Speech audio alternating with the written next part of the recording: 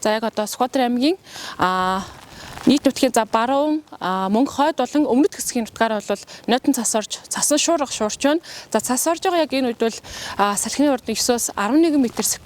За бас үдээс хойхондоо бол салхины хүч нэмэгдэх төлөвтэй байгааг бол ус цаг үр орчин шинжилгээний төвөөс мэдээлж байна. Тэгэхээр байгалийн одоо энэ үзэгдэл бол өнөө оройны 20 цаг хүртэл үргэлжлэн. За мөн одоо өнөө шөнөдөө бас үргэлжлэн нутгийн одоо зүүн болон зүүн өмнөд хэсгийн нутгаар бас үргэлжлүүлэн орох төлөвтэй байна гэдэг ийм мэдээлэл өгж байгаа маа. Тиймээс иргэдийг бол одоо мэргэжлийн байгууллагуудаас яг одоо энэ цаг агарын одоо ийм үзэгдлийн үед бол хоолын замд гарахгүй байхыг бол онцгойлон анхааруулж байна. Замын зурчих хэсэг дээр халтраа олгоо үсэх нөхцөл байдал үүсэж байна.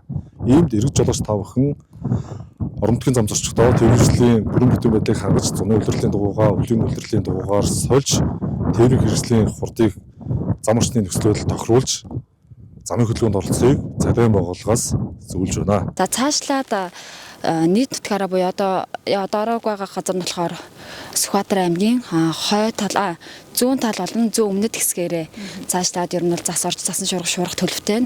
За энэ үзэгдэл маань ерөнхийдөө 20 цаг хүртэл үргэлжлэнэ. Зас урдгаатай үргэлжлээд орж байгаа. 20 цагаас хойшоогоо бол салхины хүч 416-аас 18 м/сек хүрч ширүүсэж за орсон зас маань засан шуурга болж шуурах төлөвтэй байгаа. За мөн өнөө шөнөөс бол агарын температур харьцангуй гайгүй байжгаад маргааш өдөр тэгээд цаашлаад агарын температур нийт нутгаараа хөтрөх төлөвтэй байгаа. Тэгэхээр ойр өдөр төсөр нь хурд тунтсан орох байна. За ер нь бол яг одоо энэ 7 хоногийн хувьд бол гайгүй байна.